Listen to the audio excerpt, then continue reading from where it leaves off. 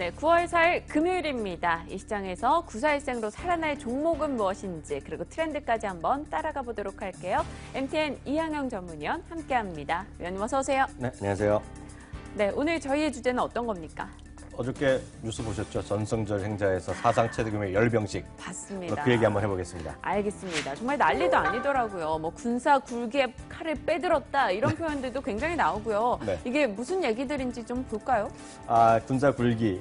이제 전 태어나서 굴기란 이번에 처음 들었거든요. 저도요. 굴자란 것은 우뚝 솟을 굴자에다가 길자는 일어설 기자 해갖고요. 군사적으로 우뚝 일어서는 것을 얘기한 거고 네. 어저께 한마디로 전세를 향해서 보여줬다라고 보셔야 되겠고요. 어저께 사상 처음으로 전 세계에서 처음으로 여군 의장대를 보여주면서요. 네, 전체 봤어요. 1만 2천 명인가요? 의장들 쫙 가는 거 보면 칼같이 움직이더라고요. 한마디로 그러니까 쇄골이라 하나요? 네. 여성분들 쇄골 라인까지 맞췄다는 거거든요. 이야. 이건 뭐 상상을 초월하는 거 아니겠습니까? 알겠습니다. 근데 사실 그들을 봤을 때 깜짝 놀랐던 건요. 네. 뭐 서 있는 줄부터 뭐 총을 쏜 발포 수까지 해서 그 모든 숫자까지 전부 다 의미를 부여했다라는 소식입니다. 지금 화면에 딱 나오면 바로 이분들이 쇄골 라인까지 맞췄다는 거거든요. 정확하네요. 네, 그러니까 6달, 8달 했다는 거거든요, 연습을요. 근데 뭐 하나 몇 가지 숫자를 예를 들면요. 네. 포대열이 8제형 포대를 있었는데요. 네. 항일 전쟁을 8년 했다고 합니다. 56개의 예포를 날렸는데요. 중국 내 56개 민족의 단결을 의미하는 거고요. 대막포를 70포를 날렸는데요. 네. 항일 전쟁 승리 70주년. 70주년. 네, 이것도 더 기가 막힌 건요. 120일 보궐음인데요. 121년 동안의 고난과 붕의 시기. 그러니까 청명년부터 지금 2015년까지가 딱 121년이라는 거거든요. 네. 청일전쟁부터 뭐 대단한 숫자를 보여준 거고요. 200대 항공기는 창당 100년에 공급 100년, 200개의 의미를 담았다고 하네요. 네, 알겠습니다. 사실 저희가 주목하는 건 이러한 의미도 중요하겠지만 그들의 군사력도 중요하겠지만 그들이 이번에는 첨단 무기를 그렇게 많이 공개해서 또 이슈가 되고 있지 않습니까? 그러니까 첨단 무기 500여 개를 어저께 처음으로 공개했는데요.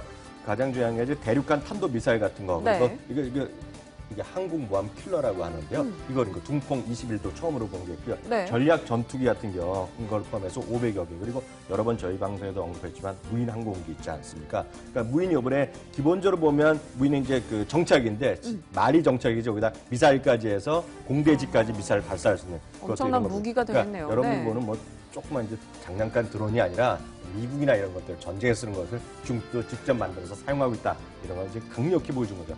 알겠습니다. 일단 첨단 무기를 다량으로 공개했다라는 점 분명 또 서방 국가에서는 또 좋지 않은 불편한 심기를 드러내기도 했는데요. 하지만 이것과는 또 정반대의 움직임으로 나와서 좀 아리송한 게 네. 깜짝으로 네. 이 병력을 30만 명 줄이겠다라고 얘기를 했어요. 이렇게 군사력을 과시해놓고 병력은 왜 줄입니까? 저는 어저께 저도 뉴스 봤었는데요. 네. 좀 민영했거든요. 약간 실망인데요. 왜요? 저희 방송 보시면은 그런 말씀 하시면 안 되죠. 그러니까 지상군 감축 얘기가 미국, 중국 여러 번 얘기 나오고 있다라고 얘기했는데 우리는 언론에서는 그냥 뭐 깜짝 발언인데 깜짝 발언이 절대 아닙니다. 네. 1, 2년째 계속해서 나오는 거였고 요즘 미국의 대선에서도 이슈가 되고 있어요. 참고적으로 중국 인민해방군이 320만 명 되는데요. 한 10% 정도를 줄이겠다는 거거든요. 네. 30만 감축하는데 그렇다고 해서요. 국방력을 감축하는 게 절대 아니라는 거. 이걸 반드시 이해하셔야 됩니다. 왜요? 병력을 줄이는데 국방력이 안 주나요? 절대 아니죠. 왜냐하면 그거 대신에 뭘 하냐면 첨단의 무기, 우주 항공 쪽에 대한 투자를 하는 거예요. 근데 이번에 잘 보셔야 될 것이 중국은 이미 우주 항공 부대도 설립했어요. 아하. 2020년을 대비해서. 네. 그러니까 그런 것들에 대한 상당히 많이 투자를 하고 있다라고 보셔야 되겠고요. 특히 이제 왜 그러냐면 사람이 인적 손실이 많이 나고 첨단 폭격기 이런 것들이 워낙 비싸잖아요. 전투기 뭐 1.5 이렇게 비싸니까 그거 한번 떨어지거나 싸고 나서 손실 나면 비용이 워낙 막다니까 요즘 보면 혹시 보신 분 계시겠지만 유튜브나 검색하면 나오거든요. 드론이 무인 폭격기가 편대 비행을 합니다. 네. 10대, 20대 한 번 그런 세상이었거든요. 그런 것들을 보셔야 되겠고요. 우리나라에서 그저께도 벌써 말씀드렸다시피 중국과 한국에서의 협력에 신산업으로 로봇 산업이 딱 1순위 들어갔잖아요. 네. 이런 걸 포함해서 무인 항공기, 폭격기 이런 첨단 무기 경쟁은 앞으로도 훨씬 더 아주 경쟁 치러질 것이다. 이걸 꼭 이해하셔야 되겠습니다. 일단 그간 병력에 들어가던 이 군사비를 좀 줄여서 첨단 무기 경쟁이 본격화됐다라고 이야기를 주셨어요. 그리고 쭉 한번 관심을 가질 만한 산업을 언급을 해주셨는데 그 가운데서 로봇 이야기. 사실 로봇으로 병기를 만든다라는 건 이거 윤리적으로 좀 문제가 있지 않을까요? 그러니까 그 맞습니다. 그게 문제가 많아요. 앨런 머스크 하면 테슬라로 유명한 사람인데요. 네. 테슬라는 이미 지난 봄에 얘기한 건데요. 수년 내에 로봇이 사람을 죽이는 시대가 온다. 나온다는 얘기예요. 아이고야. 이게 보면 터미네이터 영화 보셨죠? 봤죠. 2017년에 만난 거잖아요. 그러니까 터미네이터 이런 거 이렇게 있고요. 로보캅 이런 거가 현실화될 수 있다는 얘기를 하는 거예요, 지금요. 네. 그래서 앨런 머스크가 수년 내 로봇이 인간을 살해하는 시대가 온다 경고를 했고요. 스티븐 호킹을 비롯해서 전 세계에서 각 1000여 명이 얼마 전에 모였어요.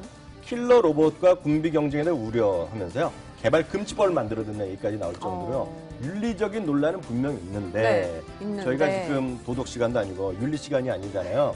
저희는 산업을 얘기하고 경제를 얘기하면서 이거 하는 것이 돈 벌자고 하는 거 아닙니까? 돈 버는 곳을 찾아야죠. 솔직히요. 네. 그래서 그런 데 관련된 관심을 가지셔야 된다는 생각 갖고 있고요. 하나 더 말씀드리면 작년에 무한도전 혹시 작년에 극한 알바 이런 거 보셨던 기억 나세요? 네. 네, 정준하 씨가 예를 들어 콜센터에서 받는 스트레스 받는 거에 아직도 기억나는데 하 친구가요. 그 홈쇼핑 배달하는 거 있지 않습니까? 네네. 거기 하역 작업하는 데 갔거든요. 네. 얼마 전에 그 미국에서 발표했는데요. 앞으로 10년 안에 제일 빨리 없어질 직업 딱 그런 직업들이거든요. 그것들이 로봇이 대체한다는 거기 때문에 혹시 여기 방송 보시는 분들 중에 젊으신 분들이나 어린 친구들, 어린 친구들, 네. 학생분들 있으면 이런 조언을 해주셔야 돼요. 로봇이나 이런 것들이 대체하기 어려운 직업을 구하셔야 됩니다. 지금. 그래서 빨리빨리 로봇으로 대체할 것들은 물론 군사용 같은 거나 연기하는 것이 아니라 그런 것들은 나중에 직장이나 전공 구할 때 많이 참고하셔야 될 겁니다. 네, 되게 마음 어린 조언을 해주셨습니다. 저희가 이 이야기를 하는 건 사실 이 안에서 또 종목으로 연계 지을 만한 것을 찾아내야 되는 걸 겁니다. 이 로봇 산업에서 또다시 종목으로 들어간다면 저희가 얼마 전에 이야기했었던 뭐 로보 ETF나 네. 또 뭐 하나테크인 이런 거 얘기로 가시는 겁니까? 네, 맞습니다. 거기다가 이제 군사라든가 그 방위산업 이런 데 투자가 네. 우리나라도 많아질 수밖에 없어요. 왜냐하면 중국 있죠. 바로 옆에 일본도 맨날 무장한다 그러죠. 러시아도 마찬가지로. 그러니까 우리나라도 그런 데 투자를 많이 할 수밖에 없다라고 꼭 좀 이해하셔야 될 것 같고요. 네. 그런데 관련된 거에 최고의 관심들이 여기 적어놨는데요. 미국에서는 노스락 그루만을 비롯해서 여러 회사들이 있겠고요. 일본의 화나. 화낙이라는 거 네. 많이 아실 텐데 화낙이 뭐 최고의 관심주다 로봇 관련해서 ETF는 로보라고 있다고 했습니다. ROBOT 로봇의 로보가 있겠고요. 국내는 약간 그 첨단 수준까지 아직 못 갔는데요. 몇 가지 분류할 수 있습니다.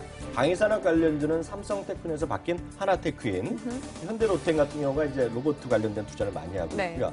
그 밖에 이제 수많은 조그만 회사들이 벤처나 이런 데 찾아보면 검색하실 때 AI, 인공지능 관련된 거 AI 관련주 치면 나오는 게 있어요. 수준은 떨어지만 그런 쪽의 성장성 얘기가 테마로 많이 형성될 가능성이 분명히 있겠고요.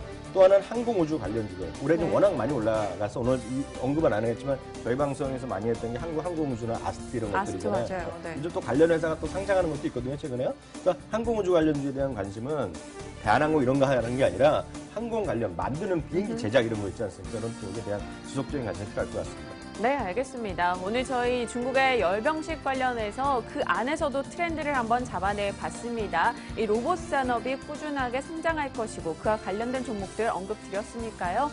추이를 한번 잘 지켜보시는 것 필요할 것 같네요. MTN 이항영 전문위원과 함께했습니다. 위원님 고맙습니다.